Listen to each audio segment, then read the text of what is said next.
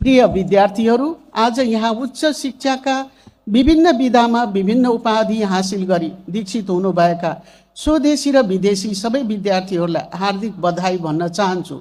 आजको दिन तपाईहरूको ज्ञान, परिश्रम र दृढ सङ्कल्पको उत्सव हो। तर आज तपाईहरूले पाएको उपाधि अन्तिम लक्ष्य भने होइन, नयाँ यात्राको सुरुवात हो। तपाईहरूले जीवन र जगतलाई हेर्ने एउटा फराकिलो दृष्टि पाउनु भएको छ। आफ्नो चरित्र भाग्य निर्माण गर्ने सिप र संस्कार पाउनु भएको छ। अब यसलाई व्यक्तिगत सफलतासँगै समाज, समुदाय र राष्ट्रको हितमा पनि लगाउनुहोस् भन्ने मेरो विनम्र आग्रह छ। मैले भन्ने गरेकी छु, यो मुलुक हाम्रो हो। हामीले नबनाए कसैले आएर बनाइदिँदैन। तसर्थ म तपाईहरूमा विशेष अनुरोध गर्दछु, सकेसम्म देशमा भएका अवसरहरू पहिचान गर्नुहोस्। अवसर नभएका ठाउँमा नयाँ अवसर सिर्जना गर्नुहोस् र जहाँ गए पनि नेपालले गर्व गर्ने नागरिक भएर अघि बढ्नुहोस्।